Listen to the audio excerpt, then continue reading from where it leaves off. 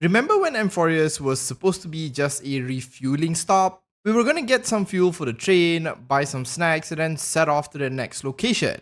Instead, we were pulled into a never-ending simulation, got stuck between three warring factions along with their gods, March almost got erased, and the Trailblazer outright died. As bad as that sounds, the recent Myriad Celestia trailer showed us that it could have been much worse. Fortunately, the trailer also showed us the cute and cuddly Elio, and I was too distracted by his big round eyes to care about what the nameless might have faced. I mean, look at this kitty cat, there's no way he's a bad guy, right? Anyways, my soft spot for cats aside, let's talk about the trailer now. There are two main things that we were shown in this trailer. The first is three alternative futures we might have experienced had the nameless decided to go to other locations instead of Amphoreus, while the second is about how Amphoreus' story might actually end. I want to focus more on that second thing, but there were quite a few interesting things in these alternate timelines that I just have to point out. In the first timeline, the nameless would have traveled to the oceanic planet of Lucanka. Nothing really happens to them, and it ends up being a relatively peaceful trip. Sunday can be seen alongside the others, solidifying his position as the newest member of the Express, but Black Swan is nowhere to be seen. While things are pretty calm for the nameless, Amphoreus on the other hand experiences the darkest timeline.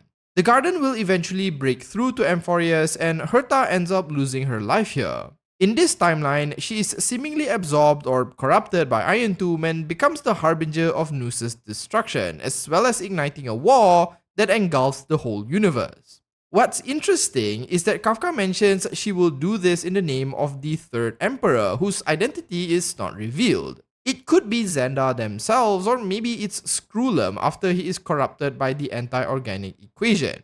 In this timeline, while the nameless experience a peaceful ocean trip, the rest of the universe experiences the worst case scenario possible, the Herta tomb.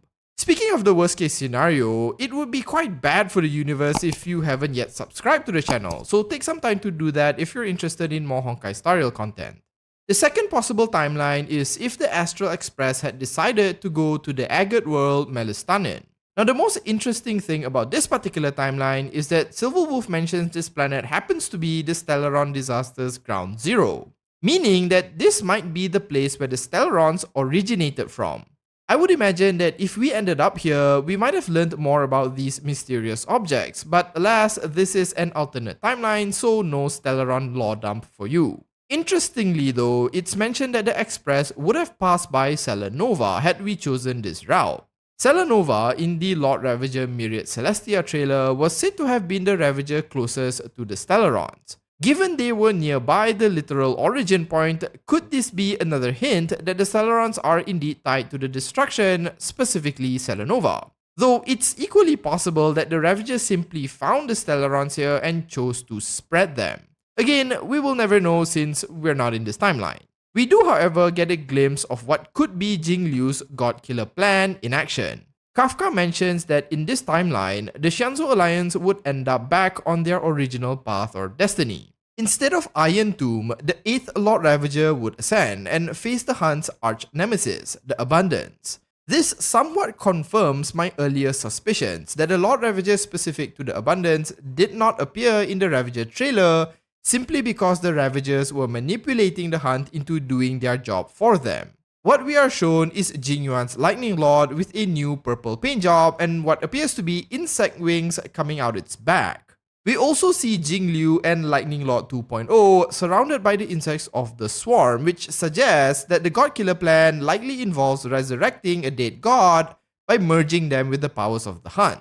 We know Jingliu has the divine body of Tazeront stored in Luocha's coffin, and Jingyuan's Lightning Lord is a spiritus granted by Lan themselves, meaning they contain the powers of the Hunt. By combining these two divine powers, a horrific amalgamation is formed that can finally challenge and perhaps defeat the Eon of Abundance Yaosha. This event would result in a massive war between two divine beings that, unsurprisingly, would plunge the universe into ruin. So, not a very positive outcome here either.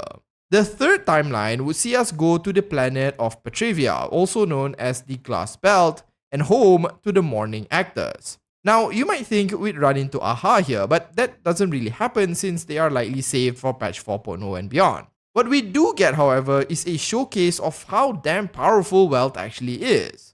While we don't know what exactly happened in Petravia, Kafka mentions that it would have concluded with a battle between the Lord Ravager Zephyro and Welt. Their battle was so intense that it resulted in the cosmos itself rupturing. Everybody dies, and even the stellaron hunters themselves couldn't change the outcome. This rather grim ending aside, I think we definitely should have gone here instead. I mean, seeing Welt lock in and break half the universe would have been absolutely amazing, but sadly, Elio is the only one who can actually witness this. Now luckily, since we chose to go to Amphoreus, we are not on any of the Dark Timeline endings. However, even in Amphoreus, Kafka goes on to share that there might be two ways this story will play out. The first is that the remembrance of Amphoreus will still head towards destruction. From what we see in the trailer, things will play out as expected, with the Nameless and Chrysos heirs all confronting Iron Tomb. Unfortunately, this is the bittersweet ending, because while it seems like we do indeed defeat the Ravager, it does come at a tremendous cost. Amphoreus itself is likely destroyed alongside everyone who was part of the original simulation. We don't really see what happens to the Nameless, but it's likely there were casualties on their side as well. The second possibility is that Remembrance ends up becoming the fourth kind of finality. Now, what's interesting about this is that during the 3.6 story, Kafka reveals that there are 4 paths that will bring the universe close to finality. At the time, it seemed to suggest that these 4 paths would contribute to the world ending and herald the arrival of Terminus. However, given she says here that the Remembrance will become the 4th kind of finality, maybe each of these paths are just potential versions of how the universe might end. Destruction would be the all things destroyed ending, Harmony would be the everyone becomes a mindless puppet ending, Nihility would be the everyone is depressed ending, and what we see in the trailer is the 4th kind of finality, courtesy of Remembrance. In the trailer, we are shown the universe itself freezing up, so maybe if Remembrance gets their way, Iron Tomb is defeated, but by the end, Remembrance turns the cosmos itself into a memory. Of course, this doesn't happen immediately, but likely much later into the story. Now, these are the 2 possible endings Amphoreus might have according to Elio's scripts. Either everyone dies or everyone eventually freezes as part of a memory.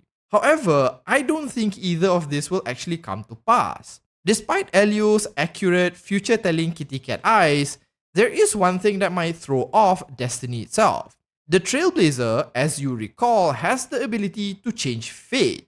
So it's very likely that neither of these 2 possibilities ends up becoming reality, simply because the Trailblazer would never let it happen.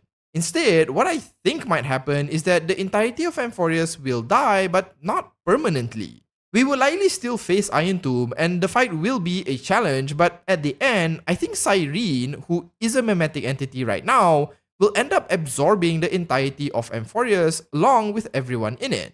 Everyone we have met and grown attached to will live within Cyrene, and the world of Amphoreus will break away from the scepter and exist as a memory instead. Cyrene may end up joining us on the Express, and we would still get to engage with the Chrysos heirs through her. This may likely be the best outcome, given the threat of Iron Tomb is destroyed, the scepter is no longer imprisoning Amphoreus, and nobody actually dies. But this is just my guess, and there is no guarantee it'll play out this way, but I feel this is a possible ending. I mean, with the Trailblazer fate-altering powers, anything is possible really. In fact, I'm starting to think that maybe the stellaron isn't actually their true source of power, and it might be something else entirely. Also, did you notice how Elio's eyes are yellowish when it isn't using its powers and blue when it is? I wonder if that means anything. Anyways, that brings us to the end of this video. I didn't think we'd get a lore drop randomly, but here we are. I'm looking forward to seeing what happens in 3.7, and if Elio does end up becoming a playable cat within the game, I will be pulling E6 for them. Do you think that we would get a happy ending in 3.7, or would it be one of the 2 endings Kafka mentions? Share your thoughts in the comments. If you had fun watching the video, do consider liking and subscribing to the channel. Thanks so much for watching, and as usual, have a nice day.